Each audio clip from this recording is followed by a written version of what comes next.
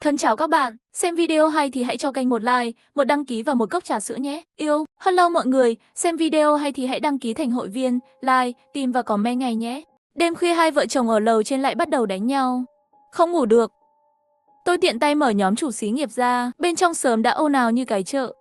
Bây giờ là mấy giờ rồi? Các người còn cãi nhau, không để cho người ta ngủ. A-503, tôi đang ngủ rồi đấy. Lại bị mấy người làm ồn đến tỉnh. Hai người có thể để mai rồi cãi nhau tiếp được không? Hai vợ chồng nhà này cứ như hai con ngựa điên vậy. Nhanh chóng ly hôn được không? Tôi đang định nói thêm hai câu nữa, nhưng lại nghe phía trên truyền đến tiếng hét thất thanh. Sau đó liền rơi vào một khoảng lặng chết chóc. Không lâu sau 503 đã gửi một bức ảnh vào trong nhóm. Trong ảnh là một người đàn ông bị cụt chân.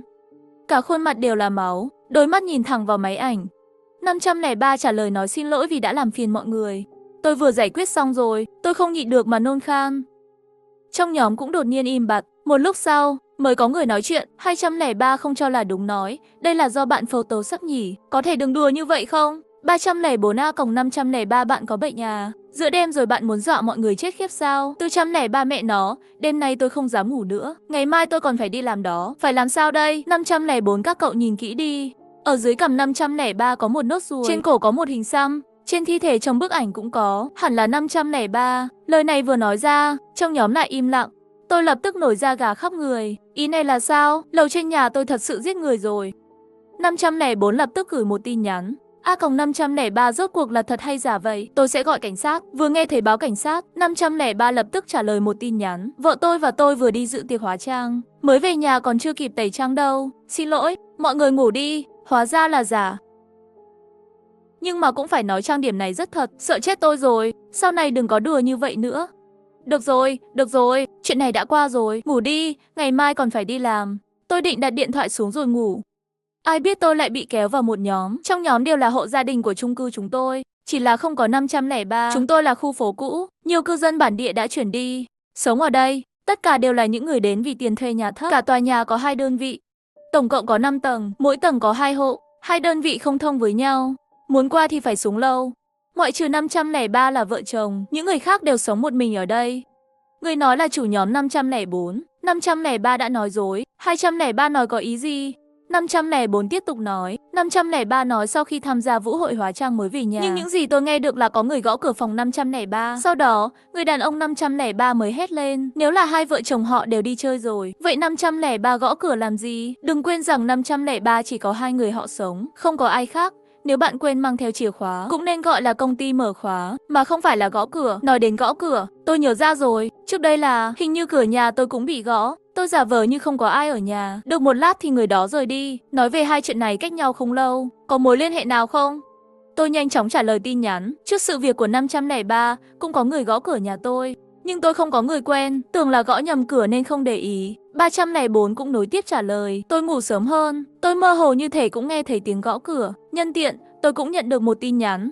Tin nhắn nói tôi đến đây, những người khác trong nhóm đều trả lời theo, nói mình cũng nhận được tin nhắn này. Tim tôi giật thót. Đây không phải là tin nhắn quấy rối sao? 403 nói vẫn là báo cảnh sát đi, hãy để cảnh sát xử lý. 304 bổ sung. Nhưng đó chỉ là dự đoán của chúng ta, phải không? Nếu thật sự chỉ là 503 nói đùa, chúng ta không phải là báo cảnh sát giả sao? 403 kiên trì đến mức tôi thà sai. Tôi thà là hiểu lầm, báo cảnh sát giả, tôi chỉ cần yên lòng thôi, cũng không muốn chết một cách khó hiểu. Trong khi mọi người đang tranh luận, 104 xuất hiện. Mọi người yên tâm, tôi đã báo cảnh sát. 504 cũng liền nhắn. Tôi vừa đi xem 503. Người ta chưa chết, tôi đoán sai rồi. Có 104, để cảnh sát trở về thôi. 104 trả lời ngay ok. Mọi người đều nói không sao.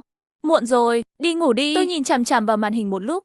Tôi nghĩ không có gì lớn đâu. Có thể là tôi nghĩ quá nhiều, nhưng 403 lại gửi lời kết bạn với tôi. Sau khi tôi đồng ý, anh ta lập tức gửi tin nhắn riêng. Tôi nghi ngờ 504 đang nói dối. Tôi trả lời hỏi tại sao lại nói như vậy. Anh ấy gửi một đoạn văn dài, còn có mấy chữ sai nữa. Rõ ràng là căng thẳng. 504 là giáo viên đã nghỉ hưu. Tôi đã thấy mấy lần, nói rất logic.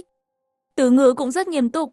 Nhưng vừa rồi trong câu nói cuối cùng của hắn lại có từ biểu cảm hi ha. Ngày thường ngoài việc đi làm tôi rất ít khi ra ngoài, chưa từng giao lưu với 504, nhưng tôi lại lật lịch sử trò chuyện trong nhóm. Tập trung vào lịch sử nói của 504, so với những gì người khác nói, những gì anh ấy nói thực sự phải trưởng thành và ổn định hơn một chút, mà câu cuối cùng của hắn lại có vẻ nhẹ nhàng hơn rất nhiều. Tôi tiếp tục trả lời tin nhắn, chỉ riêng điều này thôi thì chưa đủ đâu, còn có bằng chứng nào khác không? 403 nói bạn cũng biết cách âm của chúng tôi không tốt. Lên xuống lầu và mở cửa đều có thể nghe thấy tiếng động. 504 nói anh ta đi xem 403. Nhưng từ đầu đến cuối, tôi không nghe thấy tiếng mở cửa hay tiếng bước chân. Rõ ràng anh ấy không ra ngoài, làm thế nào để biết tình hình của 503? Vì vậy, chỉ có một khả năng 504 đã nói dối. Tôi im lặng, 504 tại sao phải nói dối? Là bị ép buộc hay? Tôi toát mồ hôi lạnh. Không dám nghĩ về trường hợp kia, nếu đó là những gì tôi nghĩ, kẻ giết người đã vào như thế nào? Trong lòng một mớ hỗn độn. Tôi định gọi cảnh sát, khi sắp gọi điện thoại, có một tiếng động lớn trên lầu. Âm thanh ở ngay phía trên tôi, cho nên xảy ra chuyện là 403. Sau tiếng ồn, lại vang lên âm thanh của thứ gì đó bị kéo đi. Đầu óc tôi quay mòng mòng. Nghĩ đến những tình tiết trong phim kinh dị, kẻ giết người dùng cây lau nhà để làm sạch vết máu, trong nhóm lại nổ tung. 304, bị sao vậy? Lại xảy ra chuyện gì vậy? 203, mà nó vẫn chưa xong hả? Các bạn thay phiên nhau phải không? 103, mẹ kiếp, tôi đánh chết thằng khốn nạn nhà cậu. Tôi do dự không biết có nên gọi giọng nói cho 403 không. 403 xuất hiện trong nhóm. Không sao đâu, hi hi, tôi không cẩn thận làm đổ tủ. Đang thu dọn lại, tôi cầm chặt điện thoại. Lại là hi hi, ngữ điệu phổ biến này bình thường rất dễ gặp, đặt vào lúc này đặc biệt chói mắt. Trực giác của tôi cho tôi biết 403 và 504 giống nhau, đều xảy ra chuyện rồi, nhưng tôi không dám nhắn suy đoán của mình lên nhóm. Tôi chỉ là một người bình thường, không phải đấng cứu thế. Điều duy nhất có thể làm là tự bảo vệ mình. 103, có bệnh à? Đêm muộn rồi không ngủ, bạn lại lấy tủ ra chơi. 203, thật sự là phục cậu rồi. Lão Lục, thật sự là khu chung cư rẻ tiền, nhiều tên ngốc. 404, chết tiệt. Cậu mở cửa, tôi không đánh cậu, tôi theo họ cậu luôn. 404 là một người cao lớn thô kệch, tính khí nóng này, mở miệng là thô tục. Tôi thấy anh ta cơ bản đều cố gắng tránh xa. Tôi nghĩ trong lòng, anh đừng đi. Tôi liên tục gửi kết bạn với 404. 404 vẫn chưa đồng ý, chắc là tức giận rồi, không xem điện thoại nữa. Đột nhiên tôi nghe rõ tiếng mở cửa 404 trên lầu. Sau đó cố ý dùng lực đập cửa 403. Sau đó là một trận âm thanh vật lộn, âm thanh đùng đùng, lốp bốp, rất to trong đêm tĩnh lặng.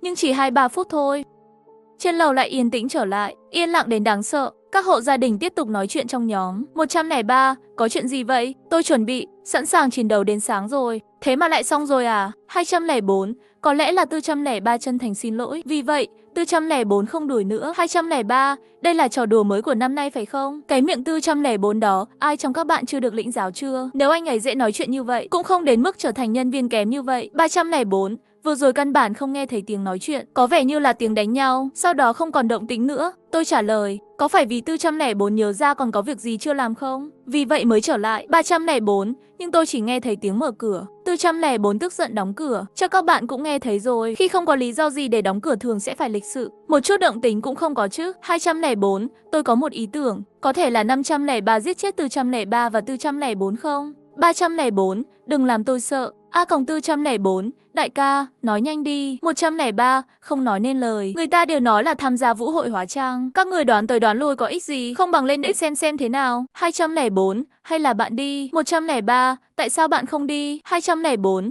chủ đề này không phải là bạn đề cập trước sao? 103, tôi còn nói tiền của ngân hàng đều là của tôi. Vậy kho tiền có cho tôi vào không? 204, thật sự không coi trọng loại người như bạn. Gọi đi, các bạn có số điện thoại 404 và 403 không? Hoặc gọi thoại cũng được. Lúc này vẫn chưa nói chuyện 104 chạy mất rồi. Tôi có kết bạn với 404, để tôi gọi cho anh ấy. Tôi nóng lòng chờ kết quả của 104. Cố ý 104 trả lời. 404 nói anh ta đã đánh với 403 và giải quyết xong rồi. Mọi người đừng lo lắng, 404 sẽ dễ nói chuyện như vậy. 404 dễ nói chuyện như vậy sao? Làm sao có thể? Ngay khi tôi nghi ngờ, 404 lại chạy mất rồi. Tôi đã làm lành với 403. 403 cũng trả lời là đúng. Bây giờ chúng ta đã về nhà rồi. Nếu các bên đều nói như vậy, tôi không có lý do gì để nghi ngờ nữa.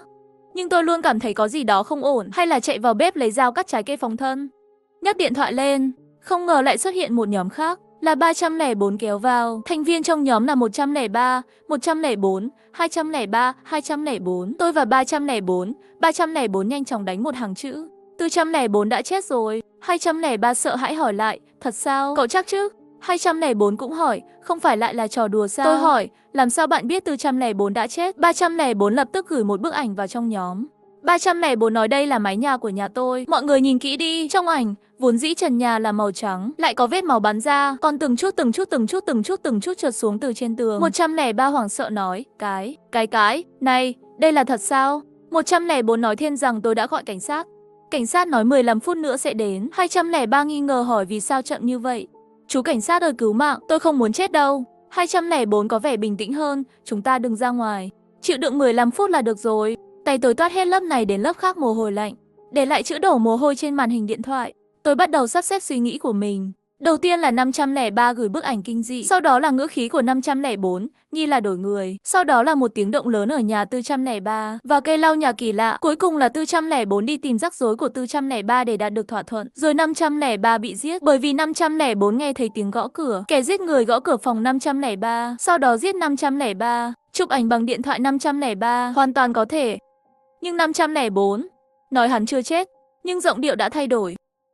Nói hắn chết rồi, 403 nói anh ta không nghe thấy âm thanh. Vậy làm thế nào mà kẻ giết người âm thầm giết 504? Ngoài ra, còn có tiếng tủ đổ và tiếng lau sàn trong nhà 403. Mặc dù người bình thường không làm những việc này vào ban đêm, nhưng người ta muốn làm như vậy không phải không được. Còn có 404, tôi đã thấy rất nhiều lần tính khí nóng này của 404. Nói chuyện trong nhóm, mỗi câu đều mang theo một chữ mẹ. Như thế này 404, lúc đánh nhau, không vừa đánh vừa chửi thề. Tôi nghe thấy tiếng bóng bàn trên lầu. Chắc chắn là bị đánh. Nhưng toàn bộ hành trình đều không nghe thấy tiếng kêu thảm thiết của 403 cầu xin tha thứ. Đặc biệt là vết máu trên trần nhà 304, vị trí vết máu gần cửa sổ phòng khách. Cho dù giết gà cũng sẽ không chọn ở vị trí đó. Hơn nữa lượng máu cũng không thể nhiều, có thể thấm xuống tầng dưới, ít hơn 10 phút. 4 hộ gia đình trên tầng 4 và 5 tất cả đều không ăn khớp. Lạ thật. Bây giờ tôi chỉ mong cảnh sát đến nhanh hơn một chút. Trong khi tôi đang suy nghĩ, bên ngoài cửa truyền đến âm thanh hiếm hoi. Lòng bàn chân tôi đột nhiên cảm thấy lạnh. Tôi nhón chân chậm rãi đi đến cửa. Trong mắt mèo là màu trắng xanh. Không thấy gì cả. Màu trắng vừa chuyển động, bóng tối quay lại. Là mắt người.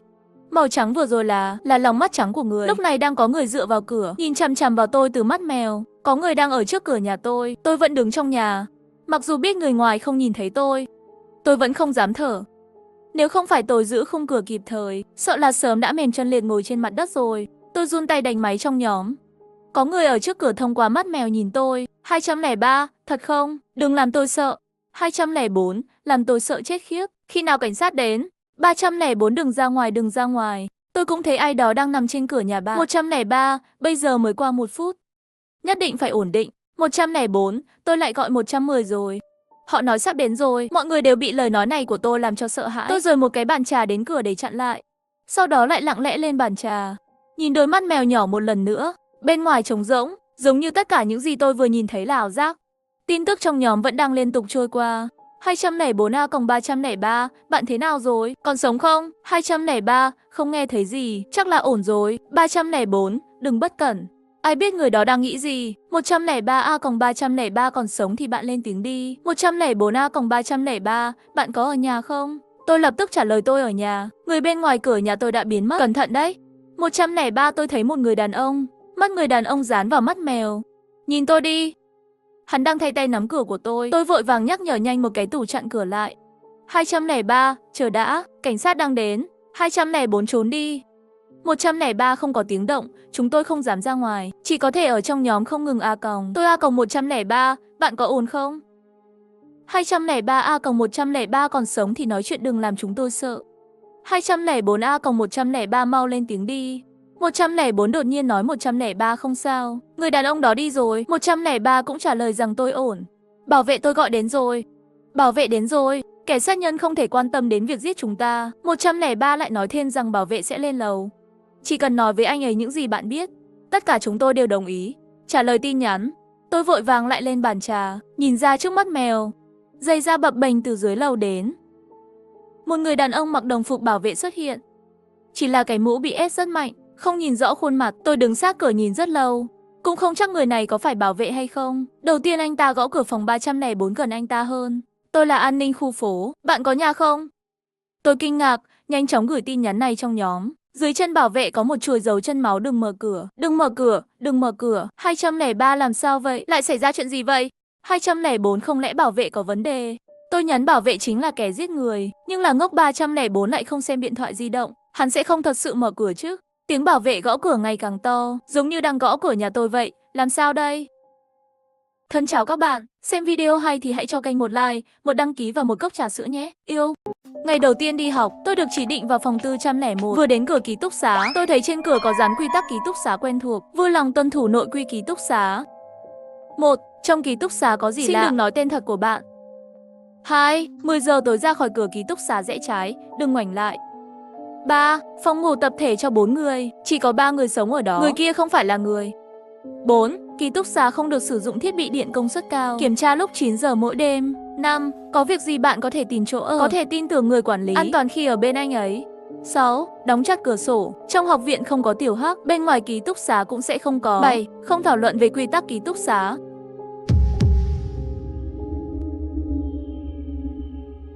Khi tôi mở cửa, trong ký túc xá đã có 3 sinh viên.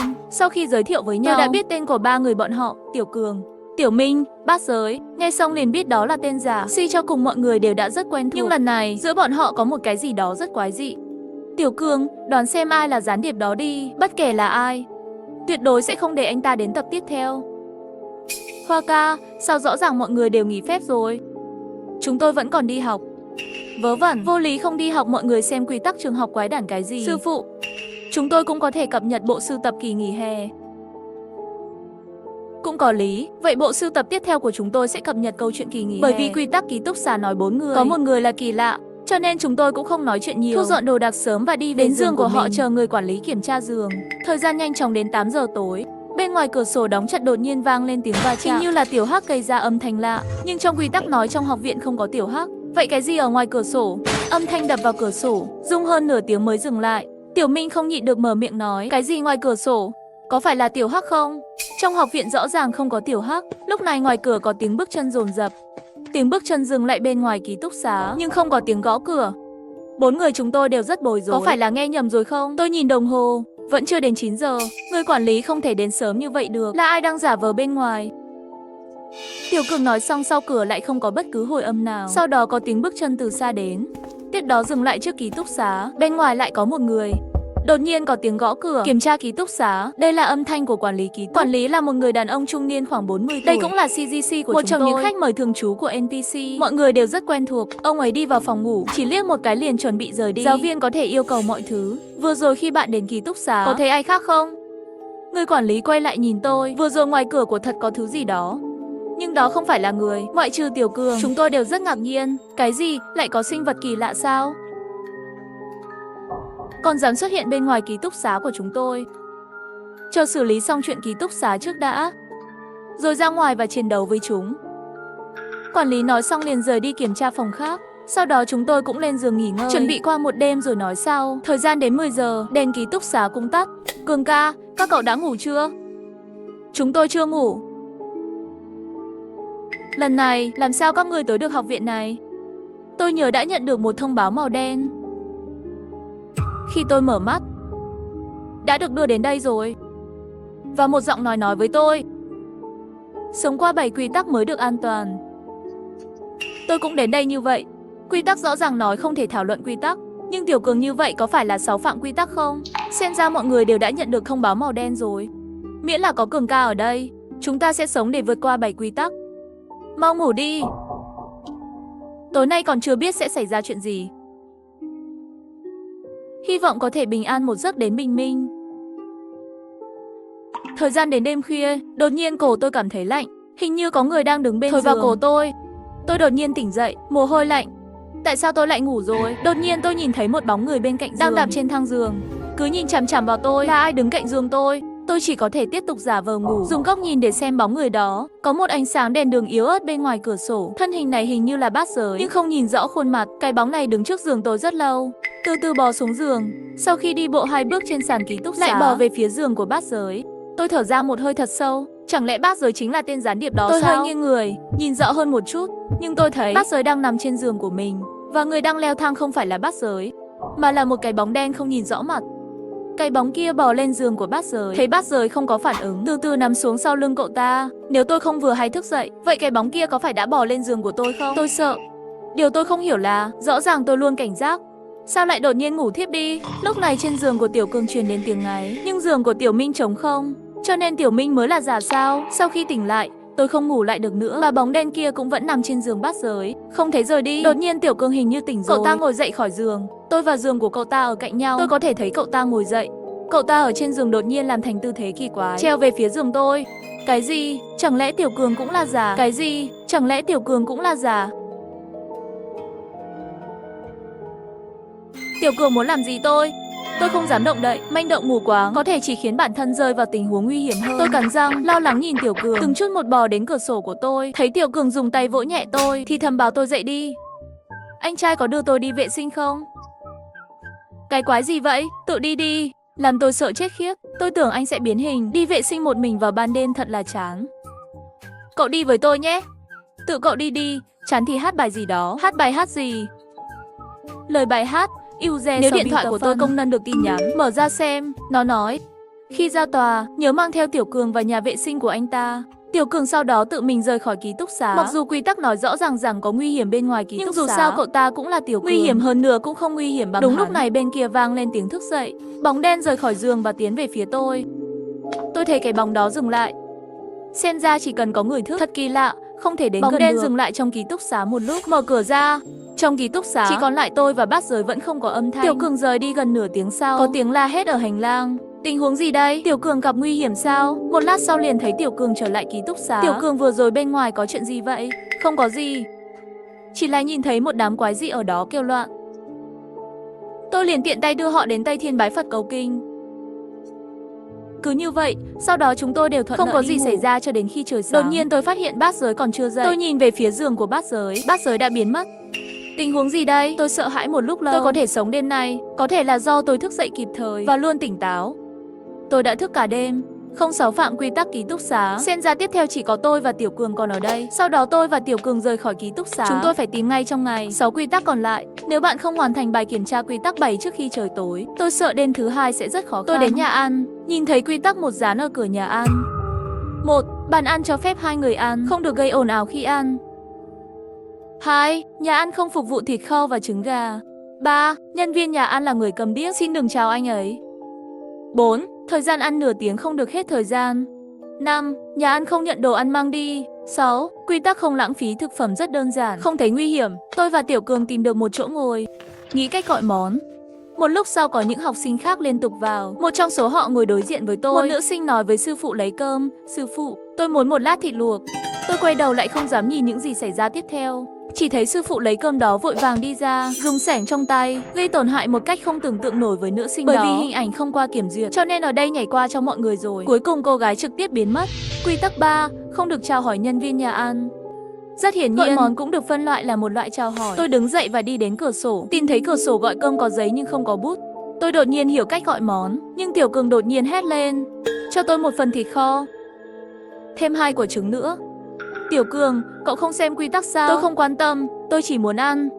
Nhân viên nhà ăn quay đầu nhìn Tiểu Cường. Sắp lên cho bạn rồi, xin vui lòng chờ một chút. Không đợi được. Chỉ là một khoảnh khắc thôi. Rất nhanh người phục vụ liền mang đến 2 phần thịt kho. Chúng tôi quay lại vị trí. Không biết hổ thẹn là cậu, đi Tiểu theo Cường ca 3 bữa một ngày. Đột nhiên một nam sinh ngồi một mình ở đó, bỗng nhiên ngã xuống đất, biến mất ngay lập tức. Chẳng lẽ lại là quy tắc 7? Quy tắc 1, cho phép 2 người dùng bữa, không đủ bàn cho 2 người. Tất cả học sinh đều xáo phạm quy định. Tôi vẫn ổn khi ở bên Tiểu Cường, nếu không chắc chắn cũng xong rồi. Chẳng mấy chốc tôi và Tiểu Cường đã ăn hết thức ăn. Không lãng phí một chút. Quy tắc 6 nói không với lãng phí thức ăn. Sau đó chúng tôi đứng dậy và rời khỏi nhà ăn.